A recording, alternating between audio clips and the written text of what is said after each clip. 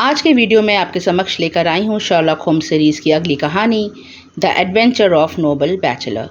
तो शुरू करते हैं कहानी का एक्सप्लेनेशन मेरी यानी गरिमा की आवाज़ में। बात तब की है जब वॉटसन की शादी नहीं हुई थी और वह शर्लॉक के साथ रूम शेयर करके बेकर स्ट्रीट पर रहता था। आज बारिश हो रही थी और वॉटसन दिन भर घर पे अखबारों को बारी बारी पढ़ रहा था। लॉर्ड साइमन नाम के एक बहुत ही इम्पॉर्टेंट शख्स की शादी की खबरें सभी अखबारों में प्रमुखता से छपी थीं और लॉर्ड साइमन की ही भेजी हुई एक चिट्ठी भी मेज़ पे रखी थी जो उन्होंने शर्लॉक होम्स को लिखी थी। तभी शर्लॉक अंदर आता है और वॉटसन शर्लॉक को वह चिट्ठी पढ़ के सुनाता है। प्यारे शर्लॉक होम्स, मुझे लॉर्ड बैकवाटर ने बताया कि मैं आपके न्याय पे भरोसा कर सकता हूँ। मैं आपको बताना चाहता हूँ कि मेरी शादी में घटित एक बहुत बड़ी दुखद घटना है जिससे मैं बहुत द्रवित हूँ। स्कॉटलैंड यार्ड के इंस्पेक्टर लेस्ट्रेन मेरे मामले की तहकीकात कर रहे हैं, पर मैं चाहता हूँ कि आप उनकी मदद करें। मैं आपसे 4 बजे दोपहर में मिलने आऊँगा। अगर आप उस समय बिज़ी हैं तो यह मीटिंग पोस्टपोन कर दें। मैं आपसे बहुत ही गंभीर विषय पे बात करना चाहता हूँ। आपका साइमन। उस वक्त 3 बज चुके थे और शर्लॉक को इस मामले में कुछ भी पता नहीं था। वह वॉटसन से कहते हैं कि जो भी जानकारी उनके पास है वह तुरंत शर्लॉक होम्स को दें। वॉटसन बारी बारी से अखबारों में छपी खबरें पढ़ के शर्लॉक को सुनाने लगते हैं। सेंट साइमन, जो कि 41 वर्ष के हैं और ड्यूक के पुत्र हैं, उनका विवाह मिस हैटी डॉरेन से निश्चित हुआ है। मिस हैटी डॉरेन इकलौती संतान है करोड़पति आदमी मिस्टर डॉरेन के और वह सैन फ्रांसिस्को यूएसए की रहने वाली हैं। एक अन्य अखबार में भी खबर छपी थी। सेंट साइमन का विवाह एक खूबसूरत अमीर लड़की मिस डोरन से निश्चित हुआ है और मिस डोरन उनके साथ भारी मात्रा में दहेज की राशि भी लाएंगी, जिससे सेंट साइमन की काफ़ी मदद होगी, क्योंकि सेंट साइमन के पास कहने को अब सिर्फ नाम है, प्रॉपर्टी और पैसा ना के बराबर है। शायद उस पैसे से वह अपना छोटा सा एस्टेट बचा पाएँ। एक अन्य खबर भी वॉटसन पढ़ के सुनाते हैं। सेंट साइमन का विवाह चर्च में बहुत सादगी के साथ संपन्न होगा और सिर्फ 6 से 7 घर के लोग ही उपस्थित होंगे। रिसेप्शन उनके रिश्तेदार मिस्टर एलोसियस डोरन के घर पे होगा। फिर अचानक वॉटसन कहते हैं शर्लॉक से, लेकिन ये सब खबरें तो दुल्हन के गायब होने से पहले की हैं, उसके बाद की तो कोई खबर अभी नहीं आई। शर्लॉक चौंक जाते हैं। वो पूछते हैं, क्या मिस डोरन गायब हो चुकी हैं?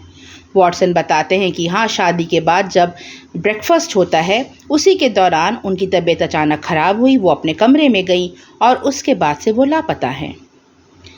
शर्लॉक होम्स हंस के कहते हैं कि ऐसा तो उन्होंने पहली बार सुना। या तो दुल्हन शादी के पहले गायब होती है या फिर हनीमून के बाद गायब होती है। ये नाश्ते के समय दुल्हन कब गायब होने लगी? वॉटसन एक और अखबार उठाते हैं और उसमें छपी खबर भी पढ़ के सुनाने लगते हैं। शानदार शादी में दुखद हादसा। सेंट साइमन के परिवार पर दुखों का पहाड़ टूट पड़ा। जब शादी के बाद दुल्हन को लेकर वो अपने घर पहुंचे, दुल्हन अंदर चली गई और एक औरत बाहर हंगामा करने लगी। उसका नाम गुप्त रखा गया है। वह कह रही थी कि सेंट साइमन का सालों से उसके साथ अफेयर है। उस औरत को घर से बाहर निकाल दिया गया। फिर नाश्ते के समय अचानक दुल्हन मिस डोरन की तबीयत खराब हो गई और वो अपने कमरे में चली गईं। जब वो काफ़ी देर तक नीचे नहीं आई तो नौकरानी उनके कमरे में गई, तब वहाँ कोई नहीं था। थोड़ी देर बाद गेटकीपर ने एक महिला को एक अज्ञात महिला के साथ बाहर गेट पर जाते हुए देखा। ये अज्ञात महिला शायद वही महिला हो सकती है जिसने शादी के समय हंगामा बरपाया था। उस औरत का नाम अब सार्वजनिक कर दिया गया है। उसका नाम मिस फ्लोरा मिलर है। वह बीते वर्षों से सेंट साइमन को जानती थी। तभी दरवाजे पे घंटी बजती है और सेंट साइमन अंदर आते हैं। वह देखने में सभ्य और सुंदर थे। होम्स उन्हें आश्वासन देते हैं कि जो भी बातें इस केस से रिलेटेड वो उनको देंगे वह गुप्त रखी जाएंगी। फिर शर्लॉक होम्स प्रश्नों का एक सिलसिला शुरू करते हैं। आपने पहली बार मिस हैटी डॉरन को कब देखा? उनसे कब मिले? सेंट साइमन: 1 साल पहले सैन फ्रांसिस्को में। क्या आप उस वक्त यात्रा कर रहे थे? जी हाँ शर्लॉक। क्या आपकी सगाई उसी वक्त हो गई थी? नहीं। क्या आप मिस डोरन को पसंद करने लगे थे? जी शर्लॉक, हम दोनों एक दूसरे को पसंद करते थे। हम दोनों को एक दूसरे का साथ बहुत अच्छा लगता था। मिस डोरन के पिता काफ़ी अमीर हैं। क्या आप जानते हैं उन्होंने इतना पैसा कैसे कमाया, सेंट साइमन? जी शर्लॉक, माइनिंग इंडस्ट्री में कुछ साल पहले तक उनके पास कुछ भी नहीं था।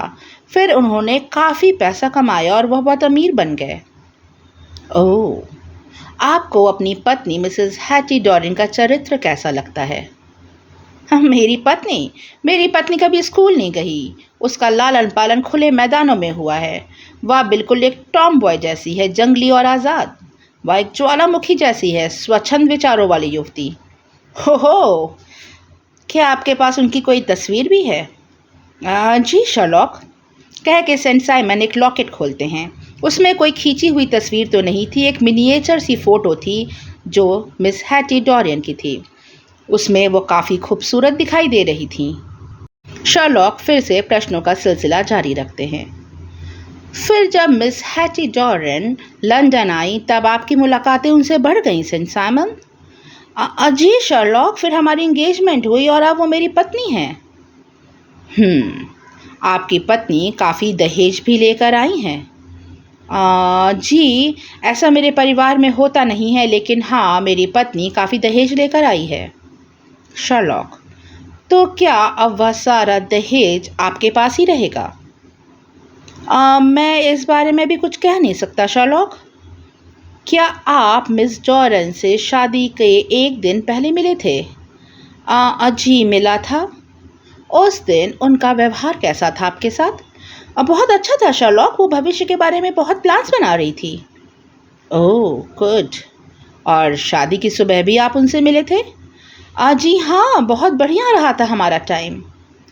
फिर क्या शादी वाले दिन आपको उनमें कोई बदलाव दिखाई दिया था? जी शर्लॉक, जब हमारी शादी हो गई थी और हम बाहर निकल रहे थे तब अचानक डोरन को बहुत गुस्सा आ गया था। दरअसल उसके हाथों से गुलदस्ता छूट गया और वहीं चर्च पर बैठे एक अनजान आदमी ने उसे वह गुलदस्ता उठा के वापस दिया। लेकिन डोरन बहुत गुस्से में आ गई। वो ऐसे इतने गुस्से में रहती नहीं है शर्लॉक।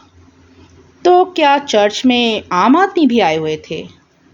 हाँ शर्लॉक, कुछ आदमी थे। अब चर्च में आने से तो उन्हें रोका नहीं जा सकता था। फिर पूरे रास्ते ही डोरन का मन उखड़ा उखड़ा रहा था। वह चुपचाप अपनी सहेली से ना जाने क्या बातें भी कर रही थी। शर्लॉक, उसकी सहेली? उसका क्या नाम है? एलिस, वह उसकी बचपन की सहेली है। और उस औरत फ्लोरा मिलर की क्या कहानी है, सेंट साइमन? जी शर्लॉक, मैं झूठ नहीं बोलूँगा, मैं उसे जानता था, हमारी काफ़ी दोस्ती थी। लेकिन जब से उसे मेरी शादी के बारे में मालूम पड़ा था वो मुझे धमकी दे रही थी कि वो ये बात सबको बता देगी।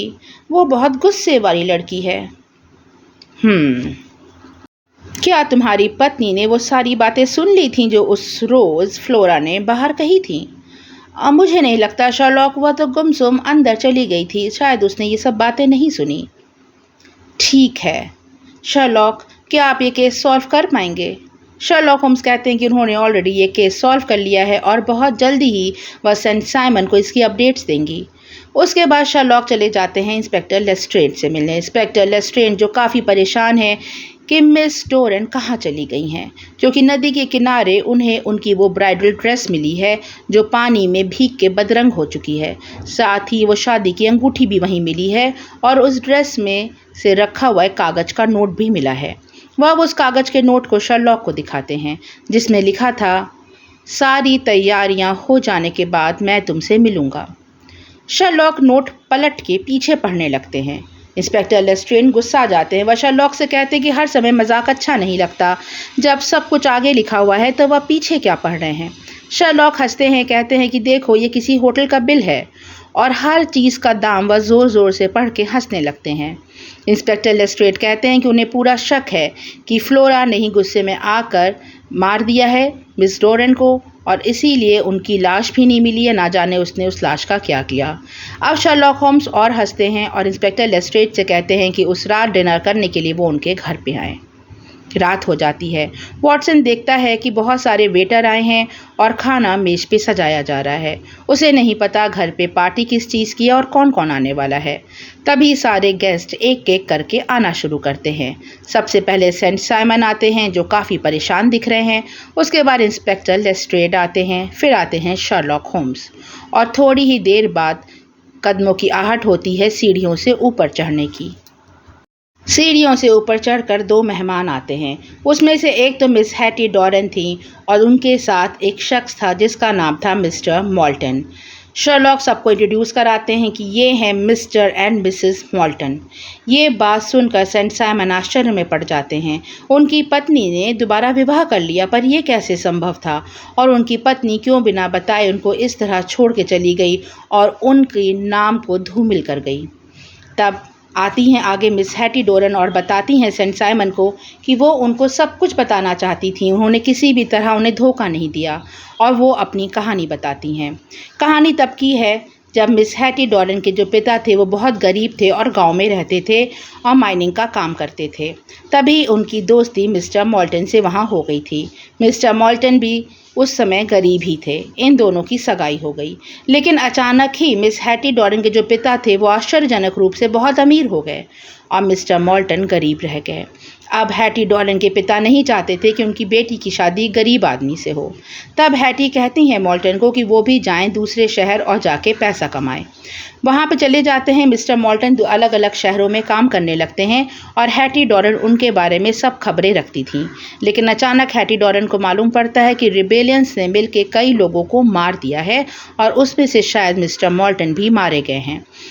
ये बात सुन के ही हैटी डॉरेन के बहुत हालत ख़राब हो जाती है। वो 1 साल तक बिल्कुल बेड पे थी, ना खाती थी ना पीती थी। उनकी तबीयत बहुत ख़राब थी, लेकिन धीमे धीमे समय के साथ वो खुद को संभाल लेती हैं और तब उनकी लाइफ में सेंट साइमन आते हैं। उन्हें भी लगता है कि अब उसको लाइफ में आगे बढ़ना है और सेंट साइमन का साथ उसे अच्छा लगता था। इन दोनों की शादी भी हो जाती है। शादी खुशी खुशी हो जाती है, लेकिन जिस समय शादी के मंत्र पढ़े जा रहे थे उसी समय हैटी डॉरेन देखती हैं कि आगे ही पंक्ति में मिस्टर मॉल्टन बैठे हैं।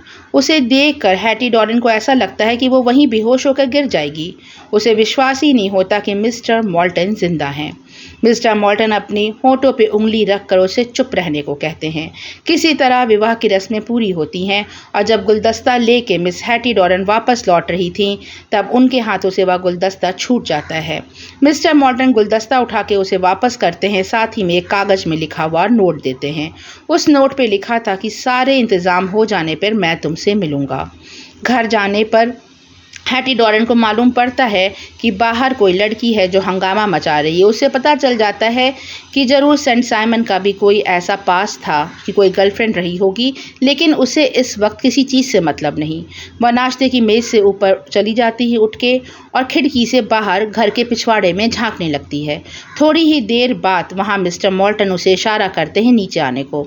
तब वह अपनी सहेली, जो उसकी बचपन की सहेली एलिस थी, उसकी मदद से वह चली जाती है नीचे।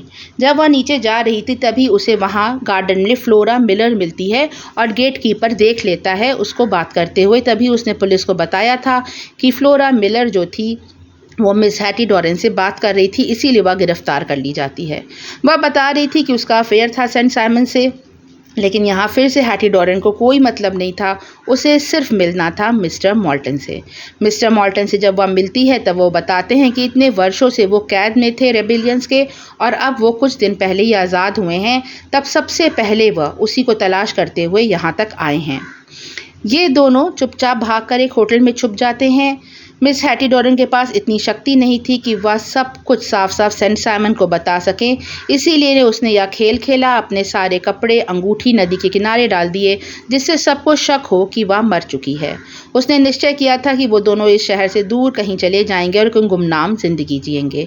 लेकिन तभी शाम को शर्लॉक होम्स ना जाने कैसे उस होटल के कमरे तक पहुंच जाते हैं। शर्लॉक होम्स ने वो जो स्लिप देखी थी उसी से वो पहुंच जाते हैं उस होटल तक और वो समझाते हैं हैटी डॉरेन को कि ये गलत है। सेंट साइमन को वह इस तरह से धोखा नहीं दे, उनका नाम धूमिल ना करे और सब कुछ कन्फ्रंट करे उनके घर पे शाम को डिनर में आके। हैटी डॉरेन बताती है कि सालों पहले ही मिस्टर मॉल्टन और उसने गुपचुप रूप से शादी भी कर ली थी और अब वह मिस्टर मॉल्टन की विवाहिता पत्नी है। सेंट साइमन कुछ नहीं कहते और चली जाती है मिस हैटी डोरन अपने पति मिस्टर मॉल्टन के साथ एक खुशनुमा ज़िंदगी जीने के लिए। कहानी यहीं पे ख़त्म हो जाती। कहानी ट्विस्ट एंड टर्न से भरपूर थी। आपको कैसी लगी कमेंट सेक्शन में ज़रूर बताएं और जुड़े रहें मेरे चैनल से, सुनते रहें interesting stories. Thanks for listening, bye for now.